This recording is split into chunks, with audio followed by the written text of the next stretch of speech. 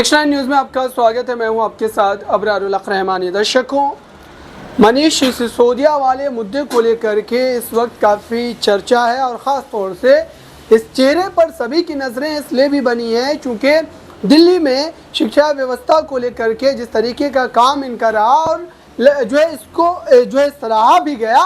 अब इस पर सवाल ये उठ रहे हैं कि आखिरकार क्या वाकई इस बिना पर इस कारण ही मनीष सिसोदिया को जो है जेल में डाला गया है। सवाल ये भी है कि आखिरकार लगभग 1.5 वर्ष से भी ज़्यादा समय जो है बीत चुका है जेल में रहते हुए, लेकिन क्या वाकई उनके खिलाफ कोई सबूत नहीं है या फिर सबूत को लेकर के ईडी जो है एक ड्रामा कर रही है, ढकोसला कर रही है और जो है कहीं ना कहीं कोर्ट को गुमराह कर रही है।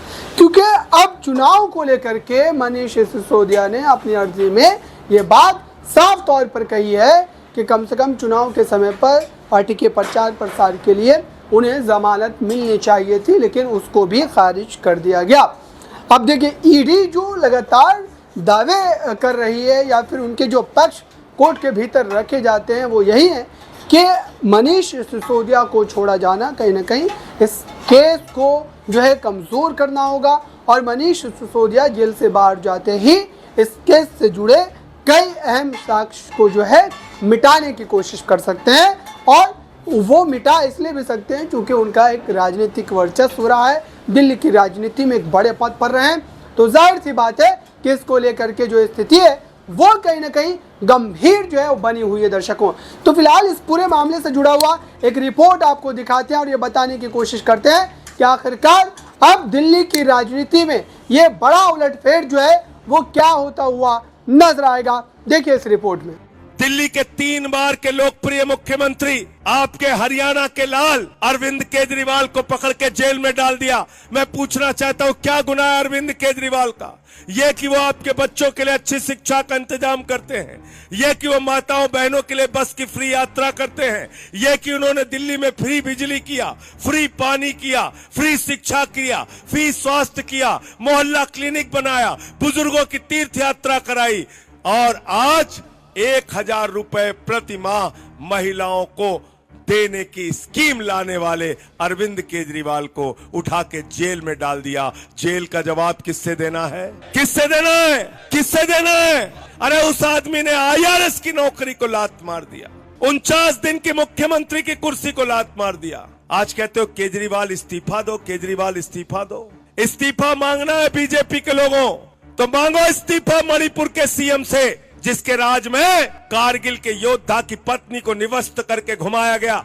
उस कारगिल के योद्धा ने कहा, मैंने भारत माता की रक्षा के लिए कारगिल का युद्ध लड़ा, मैं भारत माता की रक्षा कर पाया, अपनी पत्नी की रक्षा नहीं कर पाया। 1 साल से मणिपुर में हिंसा चल रही है, इस्तीफा मांगना है तो मणिपुर के सीएम का इस्तीफा मांगो। इस्तीफा मांगना है तो अजय मिश्रा टेनी के बेटे जिसने 4 किसानों को कुचल के मार दिया, वो देश का गृह राज्य मंत्री है, उसका इस्तीफा मांगो। इस्तीफा मांगना है तो हरियाणा की हमारी पहलवान बेटियों का जो अपमान हुआ है दिल्ली के अंदर, उस पे कार्रवाई करने का काम करो। इस्तीफा मांगना है तो आज जो भारतीय जनता पार्टी के लोग भ्रष्टाचार में लिप्त हैं, उनका इस्तीफा मांगो।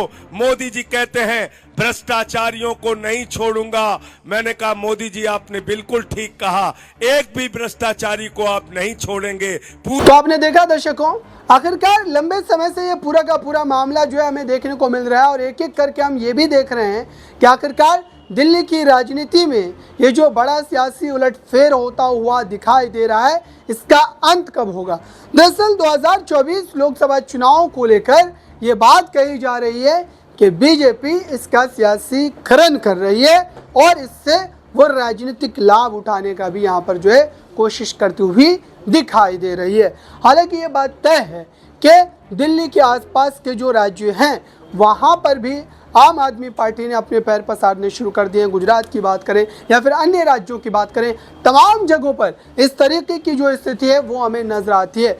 लेकिन आम आदमी पार्टी का जो राजनीतिक विस्तार है, जितने जो है आप कह सकते हैं कि तेज़ी से हो रहा है, और क्या इस तेज़ी की वजह से ही यहाँ पर जो है उनके खिलाफ इस तरीके की बातें, इस तरीके की कार्रवाइयों का दौर जो है वो शुरू हुआ है। क्योंकि ये आरोप लगातार आम आदमी पार्टी खुद लगा रही है, खुद उनके द्वारा, उनके प्रमुख के द्वारा, सांसदों के द्वारा, विधायकों के द्वारा इस बात को दोहराया जा रहा है और ये कहा जा रहा है कि दिल्ली की राजनीति में या फिर देश की राजनीति में जो ये बड़ा सियासी उलटफेर, जो बड़ा सियासी ड्रामा चल रहा है, वो इसलिए मात्र भर चल रहा है चूँकि आम आदमी पार्टी जो है अब वो एक विकल्प बनती हुई नजर आ रही है। जनता के बीच एक पकड़, चाहे उनकी योजनाओं को लेकर के हो, महिलाओं की फ्री यात्रा को लेकर के हो, बिजली जो है माफ़ करने को लेकर के हो, ये तमाम ऐसी योजनाएं हैं जिसको लेकर के कहीं ना कहीं दिल्ली की जनता पर और देश के कई राज्यों में भी उसका असर देखने को मिला है।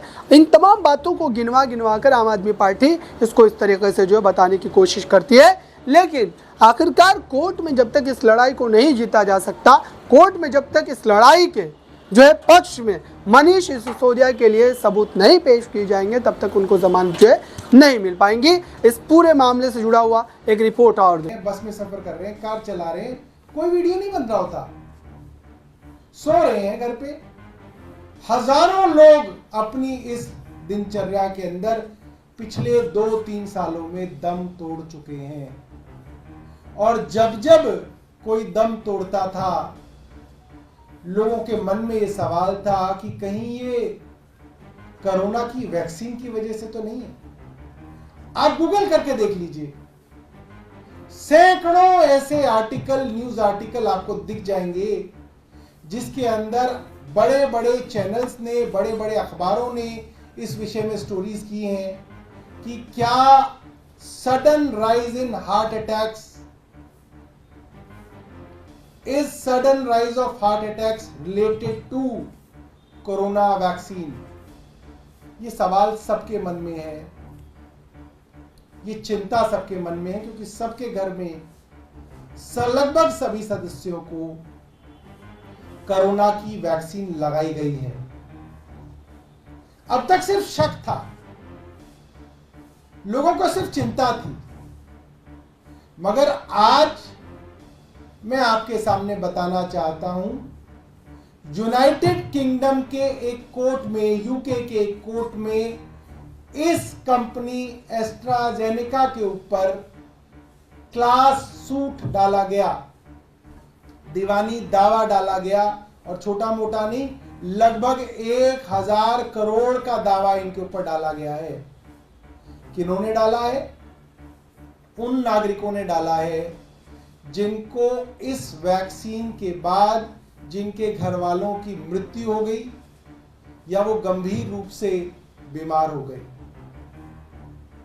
और 2 दिन पहले तो आपने देखा दर्शकों, आखिरकार इस पूरे मामले पर अब आपकी राय क्या है और क्या वाकई 2024 के लोकसभा चुनाव के तीसरे चरण से पहले मनीष सिसोदिया को क्या जमानत मिल सकती है, क्या इसकी संभावनाएं हैं? क्योंकि कोर्ट में अब सुनवाई भी होने वाली है, तो जाहिर सी बात है कि इसको लेकर के स्थिति जो है बनी हुई है और सभी की नजरें टिकी हुई है। फिलहाल इस रिपोर्ट में बस इतना ही। जुड़े रहे नेक्स्ट 9 न्यूज।